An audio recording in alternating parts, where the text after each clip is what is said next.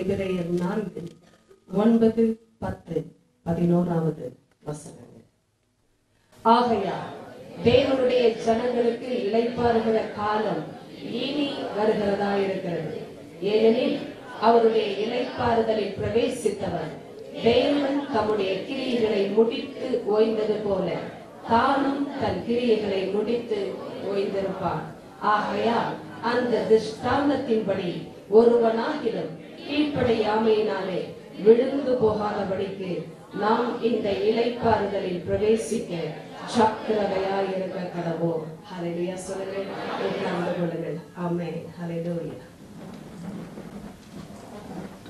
இந்த வாரத்திலும் கடைசியாக இந்த இளைப்பாறுதலின் சத்தியத்தை நான் முடிக்க விரும்புகிறேன். தேவனுடைய கிருபை இருந்தால் தொடர்ந்து நாம் பேசுவோம். எபிரேயர் 4 தேவன் நம்மோடு தொடர்ந்து பேசிக் கொண்டிருக்கிற சத்தியத்தின் அடிப்படையில் இன்றும் நாம் முக்கியமாக கவனிக்க வேண்டிய ஒரு குறிப்பு உள்ளது. எப்பொழுதுமே கவனியுங்கள், பொதுவான வார்த்தையை நாம் கேட்பது இல்லை. தேவன் பொதுவான வார்த்தைகளாய் இருக்கிற தேவனுடைய அவருடைய வார்த்தைகளில் இருந்து தனிப்பட்ட நிலைமையில் இடைபடுகிற தேவனாய் இருக்கிறார். ஹல்லேலூயா.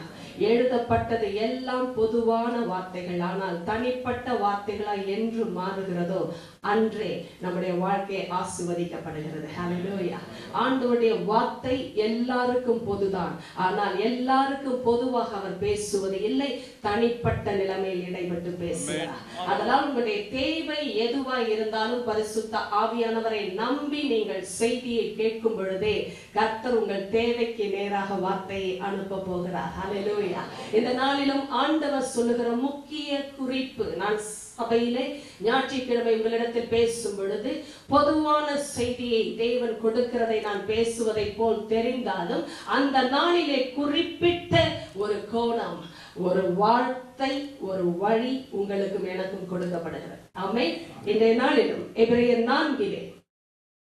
4:11 வசனத்தின் கடைசி வாக்கியம், நாம் இந்த இளைப்பாறுதலில் பிரவேசிக்க ஜாக்கிரதையாய் இருக்க கடவோம். ஹல்லேலூயா. இளைப்பாறுதல் என்ற வார்த்தை உலகத்தின் வார்த்தையாக கருதப்படும் என்றால் இளைப்பாறுவதற்கு எந்த ஜாக்கிரதையும் அவசியமில்லை. தேவ பிள்ளையை, இது சபையின் சத்தியம். சபையின் பிள்ளைகள் கர்த்தரை தெய்வம் என்று அறிந்து அனுபவிக்கிற ஒவ்வொரு இயேசுவின் மகனுக்கும் மகளுக்கும் ஆண்டவர் சொல்லுகிற வார்த்தை, நாம் அந்த இளைப்பாறுதலில் பிரவேசிப்பதற்கு ஜாக்கிரதையாய் இருக்க கடவோம். எதற்கு ஜாக்கிரதை அவசியம்? எச்சரிப்பு, முயற்சி அவசியம் என்பதை நம்முடைய வாழ்க்கையில் அநேக விஷயங்களில் நாம் கற்றுக்கொண்டவர்களாய்த்தான் இருக்கிறோம். ஜாக்கிரதையாய் நட, ஜாக்கிரதையாய் பேசு, ஜாக்கிரதையாய் பழகு, ஜாக்கிரதையாய் முடிவு செய். கவனம், முயற்சி எடு. ஜாக்கிரதையும் முயற்சியும் ஒரே நிலைமையில் இணைந்து வருகிறதான கோட்பாடுகளின் வார்த்தைகள். Make every effort to enter into his rest. Amen. ஒரு முயற்சி இல்லாமல் ஜாக்கிரதையை நாம் காண்பிக்க முடியாது. உலகத்தில் இளைப்பாறுதல் என்ற வார்த்தைக்கு ஜாக்கிரதை அவசியமில்லை. எல்லாம் உலகத்தில் இளைப்பாறுகிறது என்றாலே உறங்குகிறது, இல்லை என்றால் குடித்து விட்டோ வெறித்து விட்டோ உலக பாவ பழக்க வழக்கங்களில் வாழ்ந்து கொண்டோ இளைப்பாறுகிறதை பற்றி பேசுகிறவர்கள் ஜாக்கிரதையை இழந்து இளைப்பாறுதலை இழந்திருக்கிறார்கள். தேவ பிள்ளையை, உலக வாக்குக்கு இந்த வார்த்தை பொருந்தாததை போல் தெரிந்தால் உலக மக்களும் ஒத்துக்கொள்ள வேண்டிய சத்தியம், ஜாக்கிரதை இல்லை என்றால் இளைப்பாறுதல் இல்லை. என்று நாம் ஜாக்கிரதையை இழக்கிறோமோ இளைப்பாறுதலையும் இழந்திருக்கிறோம். உண்மை. தேவனோடு நடக்கிற ஜாக்கிரதை, கவனம், முயற்சி தவறும் பொழுது இளைப்பாறுதல் இழக்கப்பட்டிருக்கிறது. நாம் ஒருவரும் அதை மறுதளிக்கவே முடியாது. எத்தனை வருஷ கிறிஸ்தவ வாழ்க்கையானாலும் சரி, நம் எல்லாருக்கும் இது திருஷ்டாந்தம். நான் உங்களுக்கு ஏற்கனவே இந்த வார்த்தையை சொன்னேன். எதை ஆண்டவர் அழுத்தி சொன்னாலும் அது திருஷ்டாந்தம்.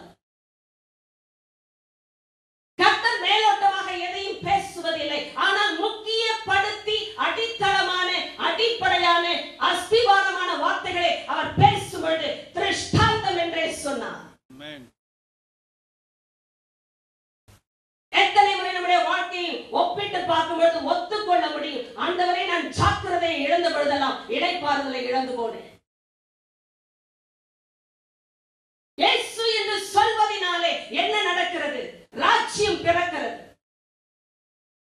பரலோக ராஜ்யமே பூமியில் பிறக்கிறது. இயேசு என்ற நாமத்திலே என்ன நடக்கும்? எதுவும் நடக்கும். ஒரு வாழ்க்கையே மாறும். நடக்க முடியாதது நடக்கும். ஆண்டவர் அதனால்தான் அவருடைய ஓய்வை பற்றி பேசினார். கவனிங்கள், இது நம்முடைய ஓய்வு அல்ல, அவருடைய ஓய்வு.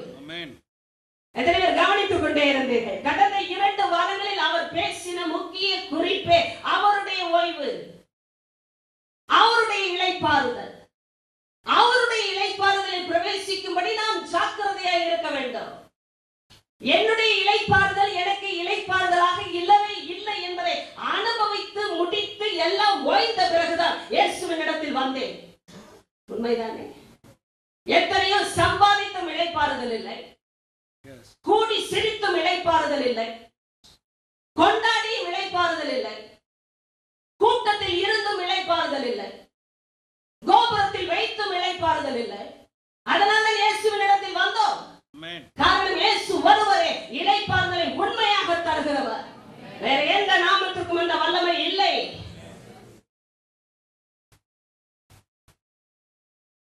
என்ன அருமையாய் பேசினார் ஆண்டவர். இந்த எபிரேய புத்தகத்தின் ஆசிரியரை வைத்து சொன்ன ஒரு காரியம், 10வது வசனம். கடந்த முறை அதைத்தான் தேவன் சொல்லி முடித்தார். அவருடைய இளைப்பாறுதலில் பிரவேசித்தவர். ஹல்லேலூயா. பிரவேசித்தவர் யாராய் வேண்டுமானாலும் இருக்கலாம், எவராய் வேண்டுமானாலும் இருக்கலாம். எப்பின்னணியத்தாரோ, மதத்தாரோ, மொழிக்காரரோ, நிறத்தாரோ, இனத்தாரோ, பிரவேசிக்க மனம் இருந்தால் பிரவேசிக்கலாம். சொல்ல முடியும். யாருக்கும் பொதுவான வார்த்தை, ஆனால் தனிப்பட்ட அனுபவத்தின் வார்த்தை பொதுதான். ஆனால் தனிப்பட்ட அனுபவம், நீங்கள் நானும் பொதுவான பேச்சை பேசுகிறவர்கள் அல்ல, தனிப்பட்ட அனுபவத்தில் வந்த வார்த்தையை பேசுகிறவர்கள். இளைப்பாறுதல். தேவ பிள்ளையை என்னை கவனித்து கேட்டுக்கொண்டே இருங்கள். அவருடைய இளைப்பாறுதலில் பிரவேசித்தவள் தேவன் தம்முடைய கிரியைகளை முடித்து ஓய்ந்தது போல தானும் தன் கிரியைகளை முடித்து ஓய்ந்திருப்பார்கள். நன்றாய் கவனிக்க வேண்டும். என் கிரியைகளை முடித்து நான் ஓய்வெடுப்பதை பற்றி வேதம் சொல்லவில்லை. என் கிரியைகளை முடித்து தேவனுடைய இளைப்பாறுதலில் ஓய்ந்திருப்பதை பற்றி வேதம் சொல்கிறது. ஆமென். என்று என் கிரியைகளை நான் முடிக்கிறேனோ அன்றுதான் தேவனுடைய இளைப்பாறுதல் எனக்கு வருகிறது. அப்படின்னா என் சொந்த முயற்சியை, என் பலிகளை நம்புவதை, என் சடங்குகளை ஆசரிப்பதை, என் மதத்தை நம்பி இருப்பதை நான் விட வேண்டும். கேட்டீர்கள்? இது கிறிஸ்தவ மதத்திற்கும் பொருந்தும். கேட்டீர்களா? கிறிஸ்தவம் மதம் அல்ல, கிறிஸ்தவம் மார்க்கம். மதத்திற்கும் மார்க்கத்திற்கும் சம்பந்தம் இல்லை. மார்க்கம் என்பது வழி, அது இயேசுவால் வந்தது. நானே வழியும் சத்தியமும் ஜீவனுமாயிருக்கிறேன் என்று சொன்னவரால் வந்த புதிய மார்க்கம்.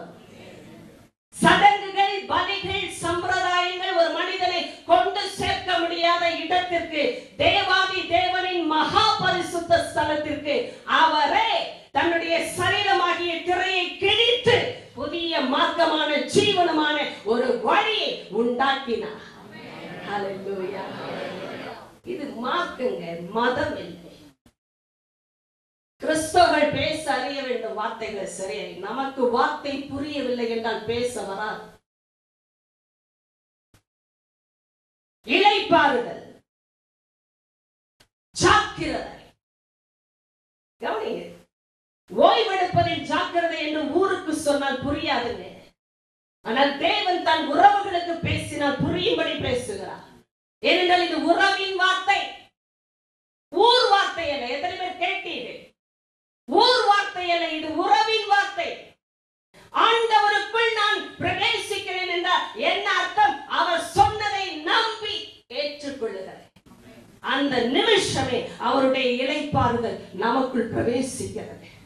என்ன ஆச்சரியமானவர் சொல்லி வைத்தார். இளைப்பாறுதல் என்ற வார்த்தையை எங்கே தோன்றினது?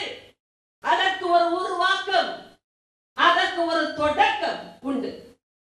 ஏனென்றால் ஆண்டவரே ஓய்வுக்கு அதிகாரி. இளைப்பாறுதலுக்கு அதிகாரியே ஆண்டவர். இயேசு என்றால் என்ன அர்த்தம்? இளைப்பாறுதல் என்று அர்த்தம். ஆமென். மதம் கிரியை செய்ய வைக்கும், இளைப்பாறுதல் அமர வைக்கும். எத்தனை கிரியை செய்தாலும் இளைப்பாறுதல் இல்லை மனுஷனுக்கு. செய்து முடித்தவர்கள் நாம். சில நேரம் கிறிஸ்தவர்கள் ஆன பிறகும் செய்து கொண்டிருக்கிறோம். நாமே முயற்சிக்கிறோம், நாமே செய்ய பார்க்கிறோம், நாமே தேடுகிறோம். ஆனால் ஆண்டவர் சொன்னார், இளைப்பாறுதல் பிரவேசிக்க ஒரே ஒரு வழிதான் உண்டு. என்ன வழி? விசுவாசம். விசுவாசித்தால் மட்டுமே இளைப்பாறுதல். விசுவாசிக்கிறவர்கள் மட்டுமே கீழ்ப்படிய முடிகிறது. அவிசுவாசம் கீழ்ப்படிய ஒட்டாது, கீழ்ப்படிய விடாது. கவனித்து கேளுங்கள். ஆதியாகமம் இதுதான் ஆரம்பம். வேதாகம வகுப்புக்கு வராதவர்களுக்காக உதவி செய்யும்படியாக மறுபடியும் சில காரியங்களை கோடிட்டு பேசுகிறேன். ஏனென்றால் அநேகருக்கு ஒருவேளை புரியாமல் இருக்கலாம். ஒருவேளை என்றுதான் சொன்னேன். இருந்தால் நீங்கள் எல்லாரும் நல்லவர்கள். ஆதியாகமம் பாருங்கள், ஆண்டவருடைய ஆரம்பத்தின் பராக்கிரமத்தின் ஒரு தோற்றம். இது இவருடைய வம்ச வரலாறு. இதிலே அவர் ஒரு வார்த்தையை பேசினார். 2வது அதிகாரம் 1வது வசனம். இவ்விதமாக, ஏன் உங்களுக்கு ஆதியாகமம் வருவதற்கு இவ்வளவு கால தாமதம் ஏற்படுகிறது? ஆதியிலேயே போராட்டம் இருக்கிறது. இவ்விதமாக வானமும் பூமியும் அவைகளின் சர்வ சேனையும் உண்டாக்கப்பட்டு தீர்ந்தன. முதலாம் அத்தியாயம் முழுவதும் 6ஆம் நாளின் முடிவையும் பேசிவிட்ட தேவன் தன்னுடைய சிருஷ்டிப்பின் சரித்திரத்தை சொல்லி முடித்த பிறகு அதனுடைய குறிப்புகளான விளக்கங்களை ஆரம்பிக்கிறார். எப்படி சிறந்ததொரு சிருஷ்டிப்பு உண்டானது என்பதற்கு ஒரு விளக்கம் அவசியம். எத்தனை பேர் கேட்டீர்கள்? 6 நாளும் சிருஷ்டித்தார். ஆனால் சிறந்த சிருஷ்டிப்பின் விளக்கம் என்றால் யார்? உங்களையும் என்னையும் சிருஷ்டித்த அந்த சிறப்பை விளக்கவே 2வது அதிகாரத்தை எடுத்தார். நல்ல ஆண்டவர். கூட்டத்தில் ஒரு சிருஷ்டிப்பாக நீங்களும் நானும் இல்லை. நாம் விசேஷமாய் சிருஷ்டிக்கப்பட்டவர்கள், சகல சிருஷ்டிப்புக்கும் மேலானவர்கள். அதனால் விளக்கம் அவசியம். அத்தனை படைப்பும் மனுஷனுக்காகவே. அத்தனை படைப்பும். ஐயாமா கவனிங்க. கர்த்தர் என்றால் யார்? தேவன் என்றால் யார்? என்றும் எப்பொழுதும் எல்லா நாளும் தோற்றமும் முடிவும் இல்லாதவர், எப்பொழுதும் இருக்கிறவர். இவர் ஒன்றை சிருஷ்டித்தால் ஏன் சிருஷ்டிக்கிறார்? விளையாட்டல்ல. ஒரு மனிதனை கருதினவர் தன்னை போல் இருக்கும்படியே சிருஷ்டித்தார். தன் சாயலாக, ஆவியை உடையவனாக, நித்தியத்தின் அர்த்தத்தை பெற்றவனாக சிருஷ்டித்தார். தோற்றம் முக்கியம், ஏனென்றால் முடிவு முக்கியம். ஒருவர் மறைத்து போன படம் போட்டு எழுதி வைத்திருப்பார்கள், தோற்றம் மறைவு. முதலும் முடிவும் இல்லாதவர் நம் தேவன். அவர் எப்பொழுது தோன்றினார் என்றால் தெரியாது, எப்பொழுது முடிவார் என்றாலும் முடியாது. அதுதான் தேவன். உங்களை என்னை அவருடைய சாயலை சிருஷ்டித்தார் என்றால் சாதாரண சிருஷ்டிப்பு அல்லவே. அதனால் அவர் விளக்கத்தை ஆரம்பிக்கிறார். இத்தனை சர்வசேனையும் சிருஷ்டிக்கப்பட்டு தீர்ந்தன. 2ஆம் நாளில் முக்கிய குறிப்பு, தேவன் தாம் செய்த தம்முடைய கிரியை. ஹல்லேலூயா. நன்றாய் கவனிங்கள். தேவன் தாம் செய்த தம்முடைய கிரியையை 7ஆம் நாளிலே நிறைவேற்றி தாம் உண்டாக்கின தம்முடைய கிரியைகளை எல்லாம் முடித்த பின்பு 7ஆம் நாளிலே ஓய்ந்திருந்தார். கவனிங்கள். உங்களை என்னையும் சரியான நிலைமையிலே கடைசியாக சிருஷ்டித்த பிறகு அவர் ஓய்ந்திருந்தார். ஏன் ஓய்ந்திருக்க வேண்டும் தெரியுமா? அந்த ஓய்விலே மனுஷன் பிரவேசிக்க வேண்டும். மனுஷன் முதலாவது செய்யும்படி ஆண்டவர் வைத்த கிரியை ஓய்வு.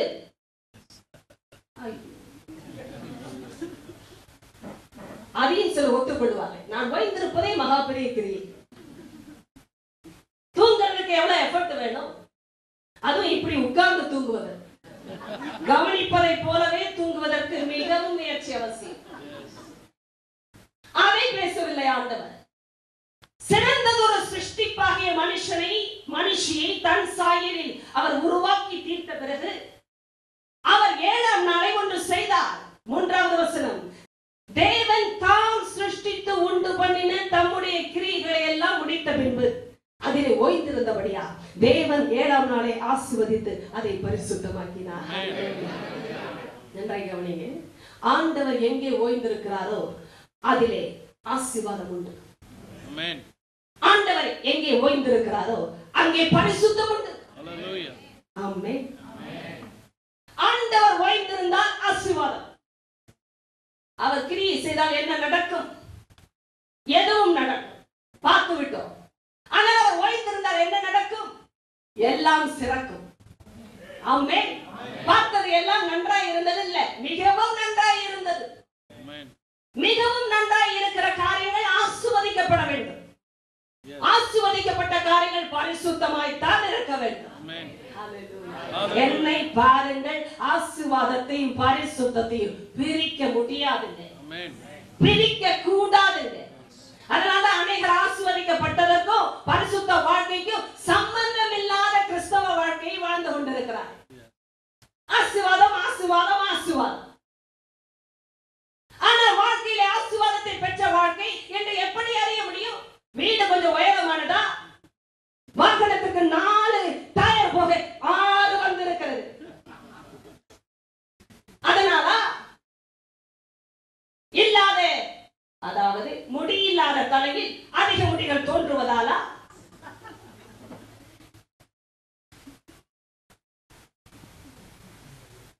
கவலைப்படுறதுனால முடிகொட்ட போய் முடிகொட்டதே கவலையாச்சு. இதுதான் நம்ம தத்துவங்கள். ஆண்டவர் சொல்கிறார் ஆசீர்வாதம் ஆசீர்வாதம். ஆசீர்வதிக்கப்பட்ட வாழ்க்கை என்றால் எப்படி தெரிய வரும்? இயேசு வைத்த மார்க்கம். ஐயா, மதம் ஆசீர்வாதங்களை கொடுக்கலாம். ஏனென்றால் அது மனுஷ வழி. மனுஷனால் உண்டாக்கப்படுவது மதங்கள்.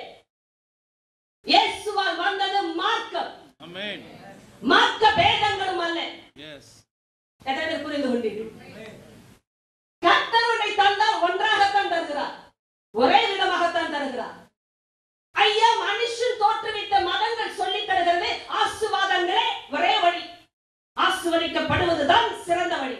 இயேசு சொன்னார், ஆசீர்வாதம் என்றால் பரிசுத்தத்தை இணைக்காமல் ஆசீர்வாதத்தை பேசுவோம் என்றால் அது மனுஷ வழி, இயேசுவின் மார்க்கம் அல்ல. ஹalleluya. சிதற வேண்டுமே சத்தம். ஹalleluya. ஏனென்றால் வான மண்டலங்கள் இதை தாங்காது. உங்களுக்கு தெரிய வேண்டும் சத்தியம். வான மண்டலங்கள் தாங்காது இந்த சத்தியத்தை. மனுஷன் கேட்க விரும்புவதெல்லாம் மதத்தின் தத்துவங்கள், கோட்பாடுகள். ஏனென்றால் ஆசீர்வாதம் வேண்டும், ஆசீர்வாதம் வேண்டும். ஐயா, தேவன் ஆசீர்வதித்தால் பரிசுத்தமாக்குகிறார். தேவன் ஆசீர்வதித்தவரை அவர் பரிசுத்தமாக்குகிறார். நான் சொல்லுகிறேன், அவர் பரிசுத்தமாக்கினார். நான் என்னை ஆக்கிக் கொள்ள முடியாததை ஆக்கவே இயேசு வந்தார். நீங்கள் உங்களை பரிசுத்தமாக்க முடியாது. ஆசீர்வதிக்க வேண்டுமானால் அநேக வழிகள் இருக்கலாம். ஐயா, அம்மா கவனிங்க. ஆசீர்வாதம் வேண்டும் என்றால் இயேசு மட்டும் வேண்டும் என்ற அர்த்தம் இல்லை. எதுவும் அவசியமாக இருக்கலாம். உங்களுக்கு ஆசீர்வாதம் மட்டும்தான் வேணும்னா இயேசு மட்டும் அவசியம் இல்லை. ஆனா இயேசு மட்டும் வேண்டும் என்றால் ஆசீர்வாதத்தோடு பரிசுத்தத்தையும் சேர்த்தே கொடுப்பார். சொல்லி கரங்களை தட்டி இயேசு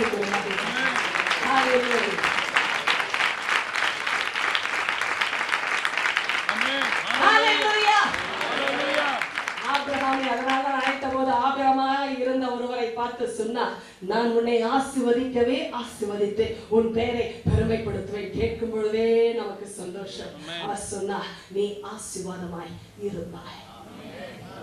ஆசீர்வாதமாக மாத்திரம் இருக்க வேண்டும் என்றார். ஆசீர்வதிக்கப்பட்டவர்கள் தான் ஆசீர்வாதமாய் இருக்க முடியும். ஆண்டவர் ஆசீர்வதிக்க மனதை வைத்தவர், பிரியப்படுகிறவர், ஆசீர்வதிக்கவே ஆரம்பித்தவர். என்று அவர் ஓய்ந்திருந்தாரோ அந்த நாளை அவர் ஆசீர்வதித்து பரிசுத்தமாக்கினார். அவர் ஓய்ந்திருந்தாலே அவர் ஆசீர்வதிப்பார். ஆமென். அவர் ஓய்ந்திருந்தாலே ஆசீர்வதிப்பார். கவனியுங்கள். அப்படிப்பட்ட தேவன் ஆபிரகாமை ஆசீர்வதிக்கவே ஆசீர்வதிப்பேன் என்றார். ஆசீர்வதித்தார். என்ன விஷயத்துக்கு தெரியுமா? ஆசீர்வாதமாய் இருப்பதற்கு. தேவ பிள்ளையை நான் ஆசீர்வதிக்கப்படுவேன் என்றால் ஒரே ஒரு விஷயம் தான் இயேசுவினிடத்திலே, நான் ஆசீர்வாதமாய் இருக்க வேண்டும். ஆமென். நான் பெற்றுக்கொண்ட அனுபவம் மற்றவர்கள் பெற வேண்டும்.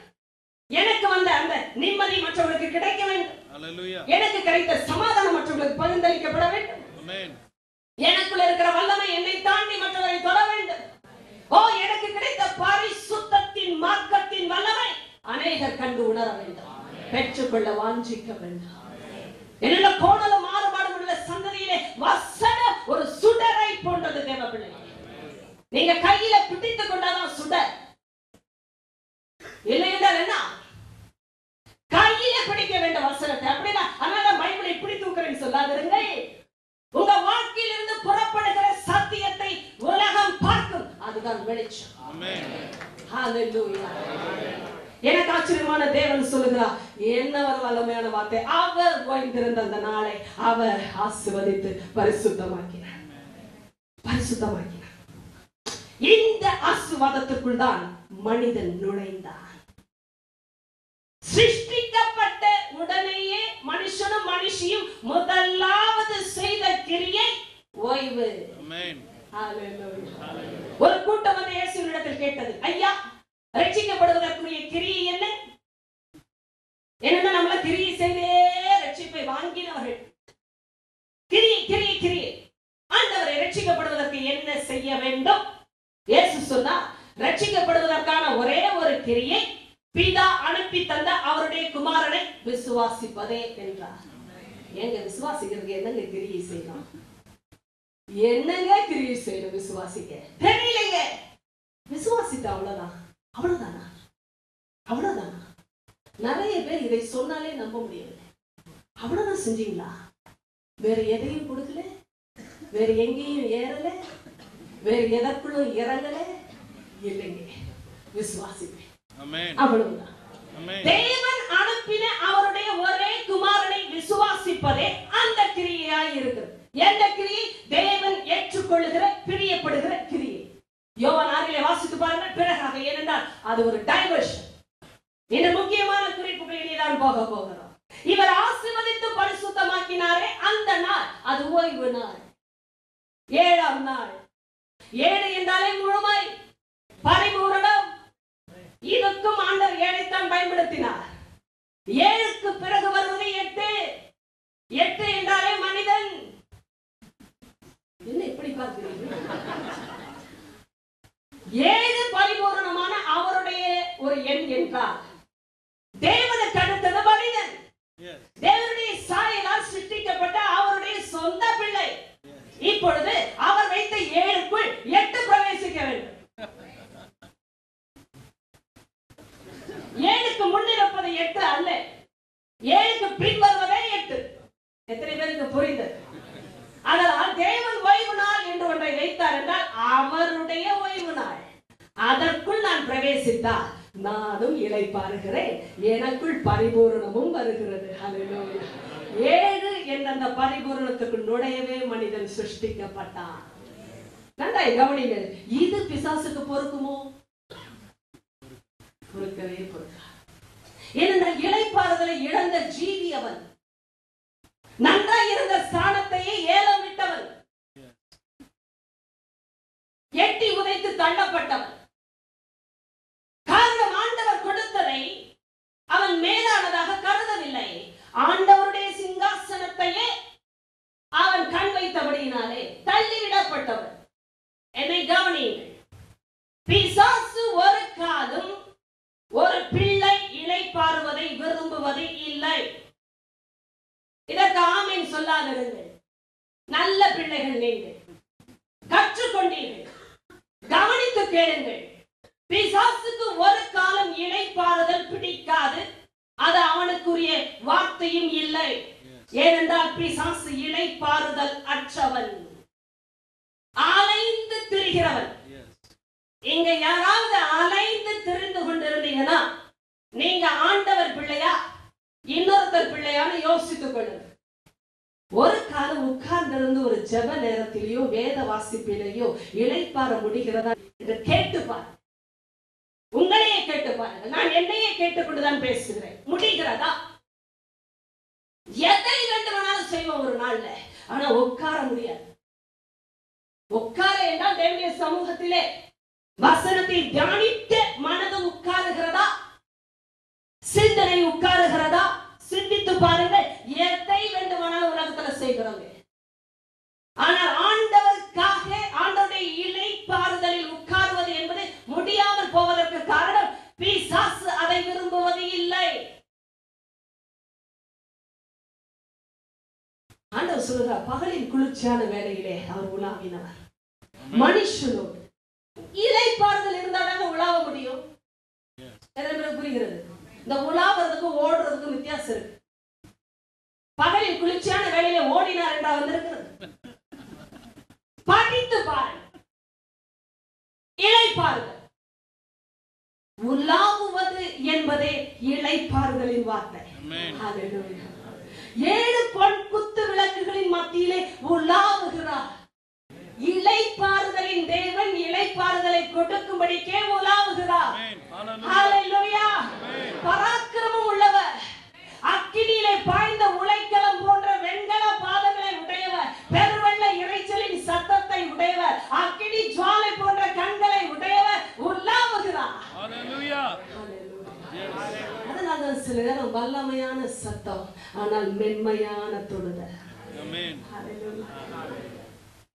பிசாசு ஒரு காலம் ஒரு பிள்ளை இளைப்பாறுவதை விரும்புவது இல்லை. இதற்கு ஆமீன் சொல்லாதிருங்கள். நல்ல பிள்ளைகள் நீங்கள், கற்றுக்கொண்டீர்கள், கவனித்து கேளுங்கள். பிசாசுக்கு ஒரு காலம் இளைப்பாறுதல் பிடிக்காது. அது அவனுக்குரிய வார்த்தையும் இல்லை. ஏனென்றால் பிசாசு இளைப்பாறுதல் அற்றவன், அலைந்து திரிகிறவன்.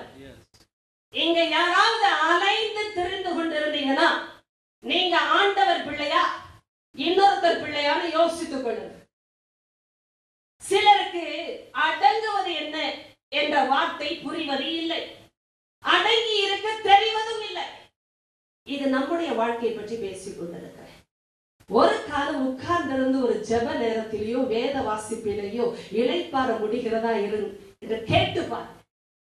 உங்களையே கேட்டு பாருங்க. நான் என்னையே கேட்டுக்கொண்டுதான் பேசுகிறேன். முடிகிறதா? எதை வேண்டுமானாலும் செய்வோம் ஒரு நாள்ல, ஆனா உட்கார முடியாது.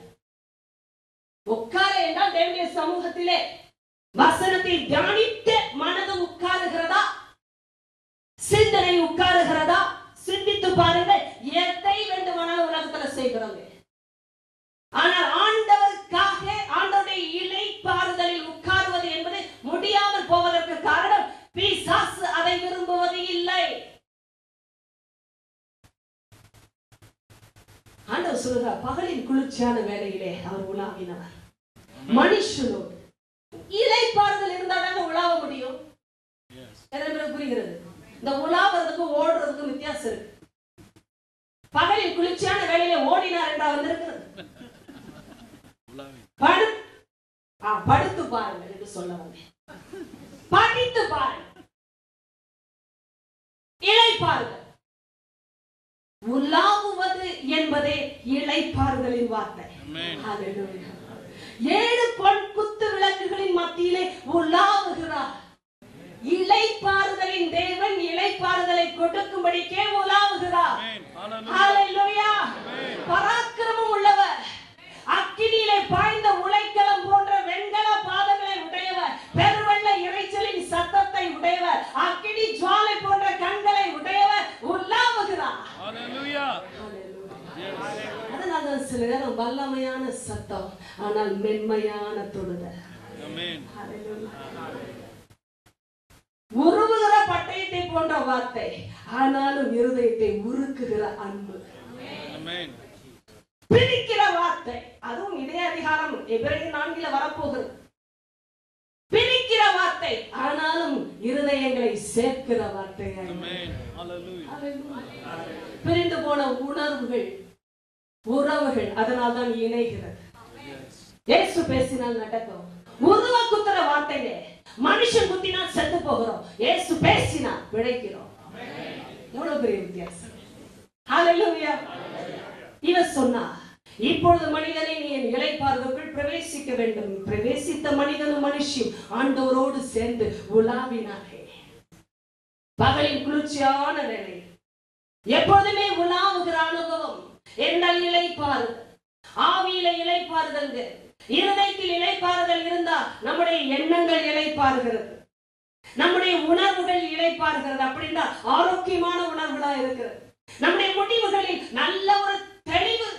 அந்தோ முடிவே இல்லை, ஒரே ஒரு முடிவு, இயேசுவோடு வாழ்வதை போல இன்று அன்று தேவனோடு இருப்பதே முடிவு. இந்த பாவங்கள் இல்லை, குழப்பங்கள் இல்லை, அந்தகாரத்தின் வேலை இல்லை. ஆதலா ஒரே ஒரு முடிவுதான், ஆண்டவரோடு நடப்பது. இப்படி இருந்தால் பிசாசுக்கு பொறுக்குமோ? அதனால் அவன் குறிவைத்த இடம் இளைப்பாறுதலை எடுக்க வேண்டாம். எப்படி எடுத்தான் நமக்கு தெரியும். சத்தியம் அநேகமாய் வேத பாடக வகுப்பிலே பகிர்ந்தளிக்கப்பட்டு வருகிறது. வேண்டுமென்றால் நீங்கள் அதற்கு வாருங்கள். கர்த்தர் பேசுகிறார், இன்னும் ஆழமாக பேசுகிறார். பாருங்கள், இளைப்பாறுதலுக்குள் இருந்த மனுஷனை தள்ளிவிட வேண்டும். ஒரே ஒரு வழிதான், பாவம் செய்ய வைத்தால் இளைப்பாறுதலை எடுத்து விடலாம். என்ன ஒரு முடிவு? கவனி, வியாதி வந்து இருக்கலாங்க, இளைப்பாறுதல் போகாது. கேட்டீர்கள், சரீரத்திலே பிரச்சனைகள் வரலாம், அது தேவனுக்கு பிரச்சனையாய் மாறாது. வேலையில பிரச்சனை வரலாம், தேவனுக்கு பிரச்சனையாய் மாறாது. உங்க வாழ்க்கையில யார் வைத்த சூனிய வேலை செய்தனால நீங்கள் வேதனைப்பட்டு நொறுங்கி இருக்கலாம். கர்த்தரை அது பாதிப்பதில்லை. என்னடா சர்வ வல்லமையிலே எதையும் செய்ய முடியும். ஒரே ஒரு காரியம் தான் ஆண்டவரை பாதிக்கிறது, பாவம். ஐயா, என் வாழ்க்கையின் வியாதி, வேலையின் பிரச்சனை, என் குடும்பத்தில் காணப்படுகிற குறைவுகள், பொருளாதார நஷ்டங்கள், என் வாழ்க்கையில் நான் சொல்லிக் கொள்ளுகிற எல்லா இல்லாத விஷயங்கள், ஆண்டவருக்கு ஒரு பிரச்சனை இல்லை. அதை அவர் எப்படியும் சந்திக்க முடியும், தீர்க்க முடியும். ஆனால் தேவனை பாதிக்கிற ஒரே ஒரு பிரச்சனை மனுஷன் வாழ்க்கையில் பாவம். பாவம் மட்டும்தான் தேவனை பாதிக்கிறது. பிசாசுக்கு தெரியும், இதை அனுப்பினால் இளைப்பாறுதல் எடுக்கப்படும். அதனால்தான் மனுஷன் பாவம் செய்து இளைப்பாறுதலை இழந்து போனார். நீங்கள் அறிய வேண்டிய அத்தியாயம் 3 என்றாலும் அதை தாண்டி அதனுடைய விளைவுகளை காணுகிற ஒரு இடம் உண்டு. பாவத்திற்கு விளைவுகள் உண்டு. மனிதன் ஏதேன் தோட்டத்திலிருந்து புறம்பாக்கப்பட்டார் என்றால் சமூகத்திலே இனி இருக்கக்கூடிய தன்மையும் இரக்கத்தையும் நெருக்கத்தையும் இனி அவர்தான் முடிவு செய்ய வேண்டும். மனுஷன் இழந்து போனான். எத்தனை பேர் கேட்டீர்கள்? அவர் முடிவு செய்வார். அவர் அதை செய்து கொண்டேதான் இன்றும் இருக்கிறார். இழுத்துக்கொள்ள பார்க்கிறார். என்னை பார்த்துக் கொண்டிருக்கிற சகோதரா சகோதரி, தொலைக்காட்சியில் உங்களோடு நான் பேசிக் கொண்டிருக்கிறேன். பாவத்திற்கு பக்க விளைவுகள் உண்டு. Every sin has its own consequences. பாவத்திற்கு பக்க விளைவுகள் உண்டு. ஒரு மருந்து சாப்பிட்டா என்ன பக்க விளைவுன்னு கேட்கிறோம்ல. What's the side effect of this medicine? இதை சாப்பிட்டா என்ன பக்க விளைவு வரும்? இந்த பாவம் என்ற விஷயத்தை பிசாசு கொடுக்கும் பொழுது ஒரு பேக்கேஜா கொடுக்கிறார். என்ன package? It's a package of pleasure. Sin at times doesn't appear to be a battle. It appears to be a pleasure. இது ஒரு போராட்டமா வந்திருந்தா அதற்குள் மனிதன் நுழைந்தே இருக்க மாட்டான். ஆனா பாவம் போராட்டமாய் வரவில்லை, இன்பமாக வந்தது. தேவ பிள்ளையே, இளைப்பாறுதலில் இருக்கிற இன்பத்தை மனிதன் இழக்க வேண்டும் என்பதனால் பாவம் என்ற சிற்றின்பத்தை பிசாசு சொருகினார். எத்தனை பேர் கேட்டுக்கொண்டிருக்கிறீர்கள்?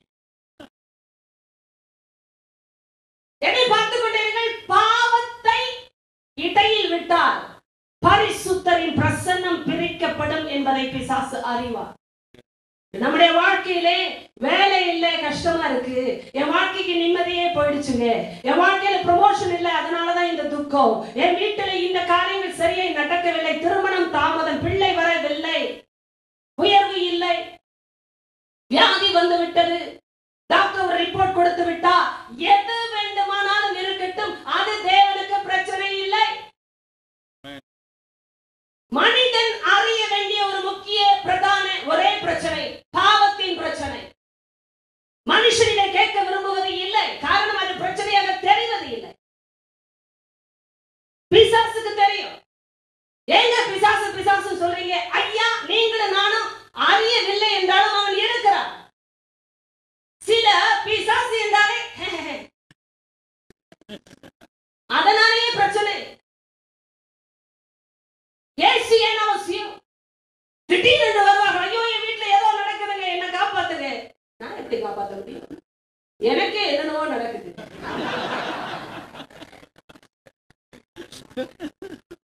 புரிவது இல்லை.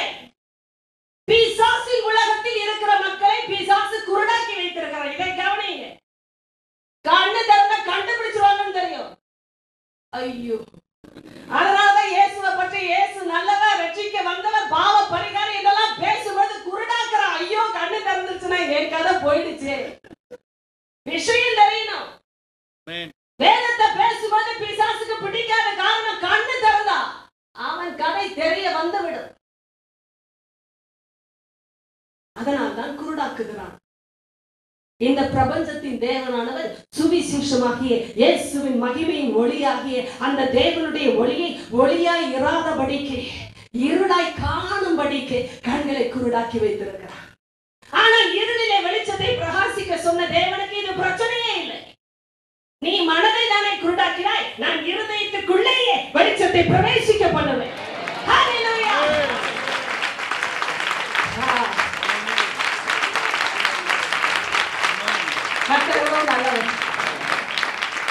அதனால இந்த குழப்பிட்டு பிசாசு அவர் இங்க வேலையை செய்து விடுவார். ஹல்லேலூயா. என்னது இது? நானா இயேசுவை தேடுகிறேன், நானா அவரை ஆண்டவர் என்று சொல்லுகிறேன். நீங்க தான் சொன்னீங்க, நான் தான் சொன்னேன். ஏன்னா வெளிச்சம் எங்க வர வேண்டுமோ அங்கே வர வைக்கக்கூடிய வல்லமை அவருக்கு உண்டு. ஏனென்றால் இருளிலே வெளிச்சத்தை பிரகாசிக்க சொன்ன தேவன் எதையும் செய்வார். எந்த இருளும் பெரிதில்லைங்க அவருக்கு. நல்லா கவனிங்க, உங்க வாழ்க்கையின் இருள் தேவனுக்கு பெரிதல்ல. சங்கீதக்காரன் தைரியமாய் சொன்னா, இருள் என்னை சுற்றி இருக்கும் என்றாலும் இருளும் என்னை சுற்றி வெளிச்சமாய் இருக்கும். ஒரு சங்கீதக்காரனின் அனுபவம், தேவ பிள்ளையின் அனுபவம் சொல்லுகிறார், இருள் என்னை சூழ்ந்து கொண்டாலும் இருளும் என்னை சுற்றி வெளிச்சமாகத்தான் இருக்கும். ஏனென்றால் உமக்கு இருளும் வெளிச்சமும் சரி. ஆண்டவர் வெளிச்சமா என்னை சுற்றி இருக்கும்போது எவ்வளவு பெரிய இருள் என்னை சூழ நினைத்தாலும் என்ன? என்ன சுற்றி வெளிச்சம் இருந்தால் வெளியில இருக்கிற இருள் என்ன செய்யும்? சூழ்ந்து கொண்டுதான் இருக்கு. ஆனா வெளிச்சம் அல்லவா நம்மை சுற்றி இருக்கிறது. தேவ பிள்ளையை, நீங்கள் ஆண்டவருடைய பிள்ளையாய், இயேசுவின் பிள்ளையாய், சத்தியத்திற்கு ஆமென் சொல்லி நடக்கிற மனது இருக்கிற பிள்ளை என்றால் உங்களை சுற்றி வெளிச்சம் இருப்பதை பிசாசு அறிவார். எதவே கேட்டீர்கள்? இருட்டுல கருப்பு புடவையில போனாலும் ஒரு தேவ பிள்ளை வெளிச்சமா இருப்பதை பிசாசு அறிவார். எதவே கேட்டீர்கள்? நல்ல நாள்ல கருப்பு புடவைலாம் போட முதல்ல உங்களுக்கு வெளிச்சம் வேணும். எத்தனை வியாக்கியானங்கள் கிறிஸ்துவ உலகத்துல எனக்கு தாங்க முடியல. தெரியாமல் இருப்பதே நலம். ஏனென்றால் அது நொம்பலம். ஆசீர்வாதம் வேண்டுங்க வாழ்க்கையில. வெளிச்சத்துல இருந்தாதான் ஆசீர்வாதம், இல்லைன்னா ஆசீர்வாதமே பயம் நிறைய பேர். ஐயோ, என்னை ஆண்டவர் ஆசீர்வதித்தார், அவர்கள் இப்படி பார்த்தால் என்ன ஆவது, இவர்கள் உள்ளே வந்தால் என்ன ஆவது, என்ன ஆவது?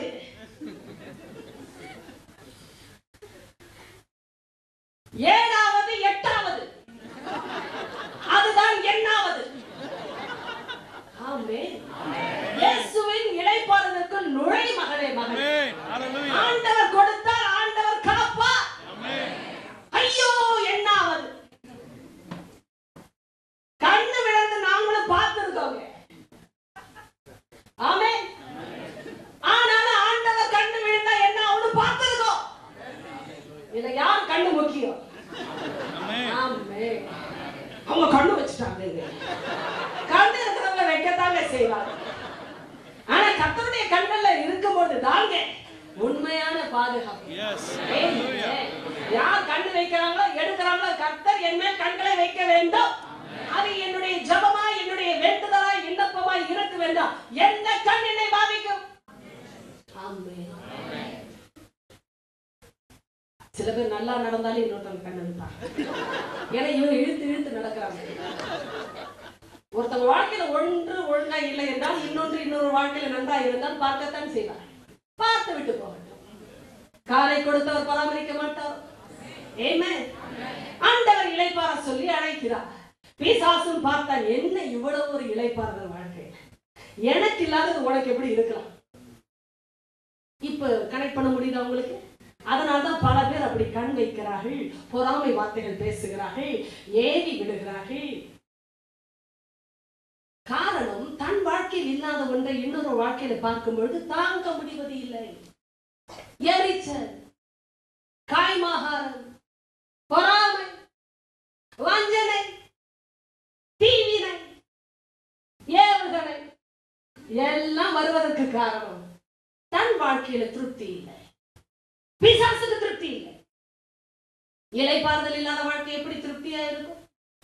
கவனிங்க, இளைப்பாறுதல் உள்ள இருதயம் திருப்தியா இருக்கும். ஆமென். ஹalleluya. திருப்தி இல்லைன்னா என்ன தெரியுமா? இளைப்பாறுதல் இல்லை. பணம் இல்லைன்னு சொல்லாதீங்க. பணம் இருக்கட்டும், அப்ப தெரியும் இளைப்பாறுதல் என்ன ஆகும். ஐயோ, மடியில கணனா வழியில பயம்னுவாங்க. இந்த கணமா இருக்கிறவங்க வாழ்க்கை எல்லாம் பயமா தான் இருக்கு. ஆண்டவர் சொல்லுங்க, இளைப்பாறு. இளைப்பாறு சத்தியம் ஒண்ணுதான் இளைப்பாற வைக்கும். நீங்க சகலங்களே கலாச்சாரங்களையும் கிழவி பேச்சுகளுக்கும் இடம் கொடுப்பீர்கள் என்றால் இளைப்பாறுதல் போகும். கிழவிகள் என்னை மன்னிக்கும்படியாக கேட்கிறேன். நானும் ஒரு காலத்தில் கிழவியாகத்தான் போகிறேன். ஆனா இது பேச்சை பற்றினது. வசனத்திலிருந்தே பேசிவிட்டால் பாதுகாப்பு. இயேசுதான் சொன்னார், கிழவி பேச்சுகள். ஏன் கிழவி பேச்சுகள் என்று சொல்லவில்லை? ஏனென்றால் எங்களுக்கே பேச்சு உரியது. இளைப்பாறுதல் கலாச்சார பேச்சு, கர்த்தர் இல்லாத கலாச்சாரம், சடங்கு. இது அப்படி இப்படி, இது அது யார் சொல்லி தந்தார்? பயம். எல்லாம் கேட்டு கேட்டு கேட்டு பயம் தான் நிரம்பி இருக்கு. விசுவாசமே இல்லை. எப்படி இளைப்பாறுதல் இருக்கும்? தூங்கினா பயம், சரிந்தா பயம், எழுந்தா பயம், கால் வைத்தா பயம், எடுத்தாலும் பயம். சொல்லுங்க, பயத்திலே வாழ்ந்தவர்கள் நாம். சொல்லி தந்தார்கள் எனக்கு, காலை பின்னாடி நல்லா பார்த்து தண்ணி ஊத்தணுமா, கால் நனையிலனா சனி ஏறிடுமா, வாழ்க்கையே சரியா இருக்கு. இல்ல காலை வளைச்சு வளைச்சு ஊத்துறது எனக்கு இன்னும் ஞாபகம் இருக்கு. எங்கடா கால் சரியா நனையில சனி ஏறிடுச்சுன்னா என்ன பண்ணுறது? வாழ்க்கையே அந்தகாரமா இருக்கும் பொழுது எந்த இடத்துல நனைஞ்சா என்ன, நனையாட்டி என்ன? சிந்திப்பதே இல்லை, சிந்திப்பதே இல்லை. இயேசு சிந்திக்க அழைக்கிறார். யாரையும் பிரைன் வாஷ் பண்ணாத தேவன் சொல்லுகிறார், நீ சிந்தி. ஆமென். சிந்தித்து முடிவெடு. ஹalleluya. கேட்டு முடிவெடுப்பதற்கு முன்பாக சிந்தி. ஆமென். கர்த்தர் சிந்திக்காமல் ஒருவரையும் சந்திப்பது இல்லை. ஆமென். சிந்தித்தால் தான் சந்திப்பு. நீங்களும் நானும் கேட்கிற சத்தியத்தை சிந்தித்து அவரை சந்திக்க வேண்டும். மூளையை மாற்றுகிறவர் தேவன் அல்ல, மூளையை படைத்தவர் தேவன். அதுதான் விஷயம். ஹalleluya. ஆமென். இளைப்பாறு என்று சொன்னார். கவனிங்க, இளைப்பாறுவதற்கென்றே மனுஷனை சிருஷ்டித்த தேவன் ஓய்ந்திருந்தார். என்றால் அவர் ஓய்ந்திருக்கும் பொழுது அவருடைய இளைப்பாறுதல் மனுஷனுக்கு வேண்டும் அல்லவா? அதனால் அவர் அதை ஆசீர்வதித்து பரிசுத்தமாக்கினார். தேவ பிள்ளையே, நீங்களும் நானும் இயேசுவுக்குள் வரும்பொழுது வருகிற இளைப்பாறுதலில் உண்மையான ஆசீர்வாதம் உண்டு, உண்மையான பரிசுத்தத்தின் பாதுகாப்பு உண்டு. இதை பிசாசு அறிவார். அதனால் முடிவு செய்தார், பாவத்தை அனுப்பினால் இளைப்பாறுதல் சிதறுமே, பாவம் செய்தால் இளைப்பாறுதல் இழக்கப்படுமே. அதனால் ஏதேன் தோட்டத்தில் அவன் செய்த தீவினை நமக்கு தெரியும். இப்பொழுது விளைவு. கர்த்தர் இடைபட ஆரம்பித்தார். மனுஷன் ஏதேன் தோட்டத்திலிருந்து விரட்டப்பட்டானே. என்ன நடந்தது? ஆதாம் தன் மனைவியாகி ஏவாளை அறிந்து ஒரு மகனை பெற்றெடுத்த காரியம் கர்த்தருடைய உதவியினால் பெற்றேன் என்று பெயர் வைத்து கர்த்தராக ஒரு மனுஷனை பெற்றேன். இப்பொழுது கவனிங்கள், அந்த மூத்த மகன் காயின் ஒரு கட்டத்திலே தன்னுடைய சகோதரனாகிய ஆபேலை பார்த்து மிகவும் எரிச்சல் அடைந்தார். கவனிங்கள், இருந்தால் அவன் வாழ்க்கையையும் அவன் காணிக்கையும் கர்த்தர் அங்கீகரிக்கவில்லை. அவனையும் அவன் காணிக்கையும் தேவன் அங்கீகரிக்கவில்லை. அதனால் அவன் மிகவும் எரிச்சல் பட்டு அவன் முகன் நாடி வேறுபட்டது. இயேசுவின் வார்த்தைகளை பரிசுத்த வேதாகமத்தில் ஆவியானவர் ஒப்பிடுகிற இடங்களில் கவனிங்கள். எந்த மனுஷனுக்குள் எரிச்சல் வந்தாலும் ஆண்டவர் பேசுகிறார். உங்களை நீ வெறுக்கிற தேவன் அல்ல, நம்முடைய பிரச்சனைகளை புரிந்து ஆலோசனை கொடுக்கிற தேவன். காயினுடைய முகம் வேறுபட்டது, எரிச்சல் உண்டானது. ஆண்டவர் சும்மா இருக்கவில்லை. காயினே, உனக்கு ஏன் எரிச்சல் உண்டாயிற்று? உன் முகநாடி ஏன் வேறுபட்டது? ஆண்டவருக்கு விஷயம் தெரியாமல் இல்லை, ஆனால் இடைப்பட்டார். காரணம் ஏன் தெரியுமா? இளைப்பாறுதலை காயின் இழக்க கூடாது. எத்தனை கேட்டீர்கள்? கர்த்தர் பேசுகிறார் என்றால் எதற்கு பேசுகிறார் தெரியுமா? எனக்கு இன்னொரு ஆசீர்வாதம் வேணும், இன்னொரு நன்மை வேணும், இன்னொரு பெருக்க வேண்டும் என்ற வார்த்தைக்கு முன்பாக எனக்கு இன்னும் இளைப்பாறுதல் வேண்டும். அதற்கு தான் பேசுகிறார். ஆண்டவர் பேசுகிற இளைப்பாறுதல். எத்தனை பேர் சொல்ல முடியும், என் பிரச்சனை முடியவில்லை, என் எதிர்பார்த்த நன்மை என் வாழ்க்கையில் இன்னும் வரவில்லை, என் போராட்டங்கள் முடிவு பெறவில்லை, ஆனால் ஆண்டவர் என்னோடு பேசுகிற பொழுது இளைப்பாறுதல் வந்தார். எது நடக்கிறதோ இல்லையே இளைப்பாறுதல். எனக்கு வர வேண்டிய வெற்றியை விட முக்கியம் இளைப்பாறுதல். எனக்கு வர வேண்டிய ஆசீர்வாதங்களை விட முக்கியம் இளைப்பாறுதல். ஆனால் ஆண்டவர் ஆசீர்வதிக்கிற மக்களை பார்ப்பீர்கள் என்றால் இளைப்பாறுதலோடு இருப்பார். ஆசீர்வாதம் என்பது பொருள், நன்மை, உயர்வு, மேன்மை, விடுதலை, வாழ்க்கை, திருமணம், பிள்ளை எல்லாவற்றையும் தாண்டின வார்த்தை. ஹல்லேலூயா.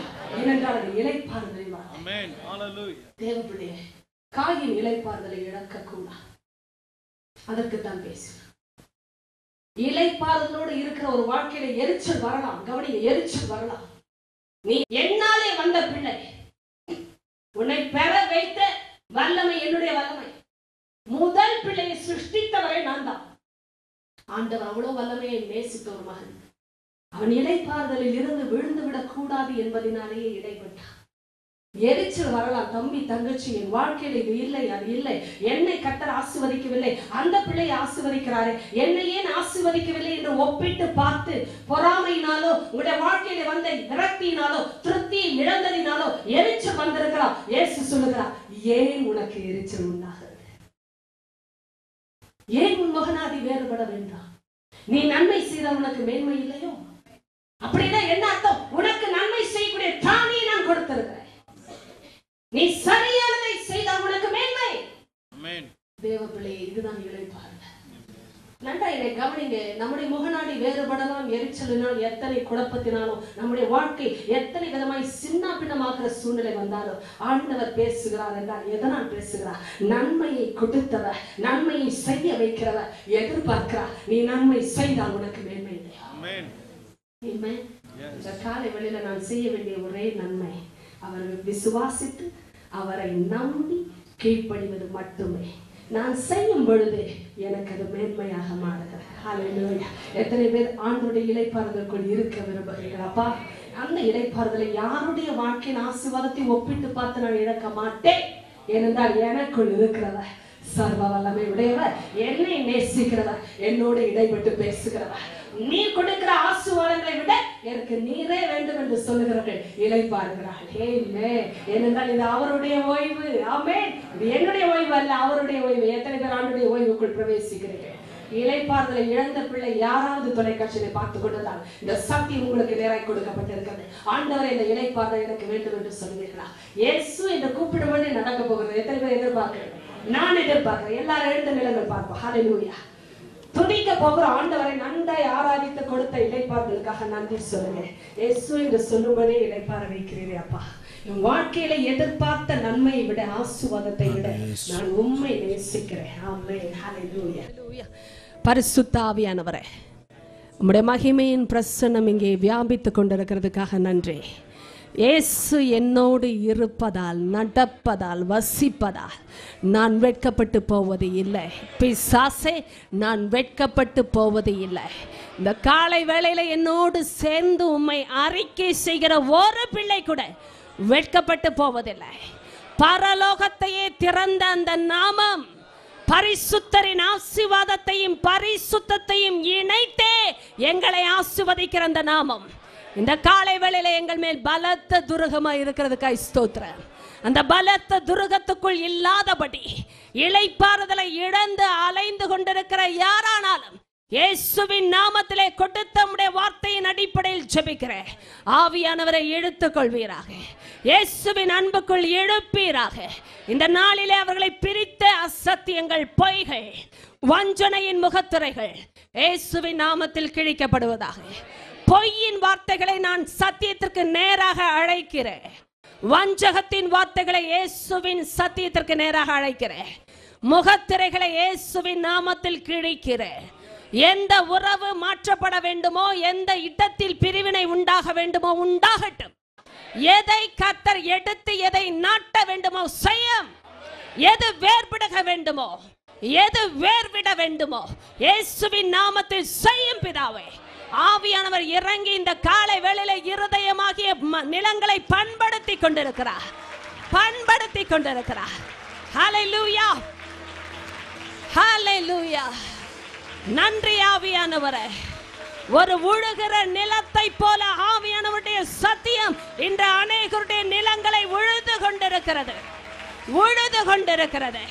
ஒரு எரு களை எந்த இடத்திலும் இல்லாதபடி பரிசுத்தரின் கரம் இறங்கி கற்களை பொறுக்கி வேர்கள், ஆண்டவருடைய சத்தியத்தில் வராத வேர்களை பிடுங்கி கொண்டிருக்கிறார். கர்த்தருடைய நாமத்திலே கொடுக்கப்படாத துருகங்களை அவர் உடைத்துக் கொண்டிருக்கிறார். இயேசு இல்லாமல் வந்த அடைக்கலங்கள் பேரு வெள்ளத்தினால் அடைத்துக் கொண்டு போகிறது. இப்பொழுதே மாயை என்ற அடைக்கலம், பொய் என்ற அடைக்கலம் கர்த்தருடைய மழையினால், கர்த்தருடைய ஆவியானவரால் அடித்துக் கொண்டு போகிறதை நான் பார்க்கிறேன். இயேசுவின் நாமத்திலே பெற்றுக்கொள். உன்னுடைய பலத்த துருகம் அந்த நாமம். ஷாந்த ரேபா பாலா ரகாத்துரா பானோஹோ ஷந்தே ரேபா பாபா பாபா லேகாத்துரா மானஹா ஷந்தே ரேபா நகாத்துரா பாவுரஹா ஷே ரேமா நோரகந்தரபா. ஒரு பெரு வெள்ளத்தின் புறப்படுதல் இங்கே உண்டு. ஹோ ரகஷபா ரஹாதி அந்தரே ரேகபனஹோ ரபாந்தி அந்தரா. இயேசுவை அல்லாத காரியங்கள் அடித்துக் கொண்டு போகிறதை ஆவியானவர் செய்து கொண்டிருக்கிறார். உன் குடும்பங்கள் அந்த மழைக்குள் வரும். உன்னுடைய உறவுகள் அந்த வெள்ளத்திற்குள் வரும். உன் வேலை, உன்னுடைய நிர்வாகம், உன்னுடைய உறவுகளின் எல்லா காரியங்களையும் கர்த்தர் இப்பொழுது பெரு வெள்ளத்திற்குள் உட்படுத்தி கொண்டிருக்கிறார். ஹல்லேலூயா. தொலைக்காட்சியில் என்னை பார்த்து கொண்டிருக்கிறவர்கள் மேலே உம்முடைய வெள்ளத்தை நான் பேசுகிறேன். உம்முடைய மழையை நான் பேசுகிறேன். ஆவியானவரே, வறண்ட நிலங்கள் நனையட்டும். உலர்ந்த எலும்புகள் உயிர்ப்பிக்கப்படட்டும். கல்லறைகள் துறக்கட்டும். அடைத்து வைக்கப்பட்ட காரியங்களை கர்த்தர் திறப்பீராக. மரித்து போன காரியங்களை கர்த்தர் உயிர்ப்பிப்பீராக. இப்பொழுதே சரீரங்கள் சுகமாகட்டும் என்று பேசுகிறேன். பில்லி சூனிய மாந்திரிக வல்லமைகள் சபிக்கப்பட்டு கட்டப்பட்டு பாதாளத்துக்கு போகட்டும். இருளின் காரியங்களை இயேசுவின் சத்தியம் வந்திருக்கிற இடத்திலே நான் பார்க்க முடியாது. நீர் விரட்டி கொண்டிருக்கிறதுக்காய் நன்றி. பரிசுத்தரே, உம்முடைய கரத்தில் விழுகிறோம். பாதம் பணிந்து உமக்கு மகிமையை கொடுத்து விடும். நீர் பேசாவிட்டால் நாங்கள் பிழைக்க முடியாதுப்பா. உம்முடைய சத்தத்தை மாத்திரம் நிறுத்தி விடாதரும். நீ பேசுவதை நிறுத்தி விடாதரும். உம்முடைய கரத்தில் நாங்கள் விழுகிறோம். ஏனென்றால் உம்முடைய கரத்தில் எங்களுக்கு இரக்கங்கள் உண்டு சுவாமி. மனுஷ கரத்தில் நாங்கள் விட விரும்பவில்லை. பெரியவரே, நியாயாதிபதியே, இரக்கத்திற்கு நாங்கள் முறையிடுகிறோம். உம்முடைய கரத்தில் விழுகிறோம். ஏனென்றால் உம்முடைய கரத்தில் இரக்கங்கள் உண்டு.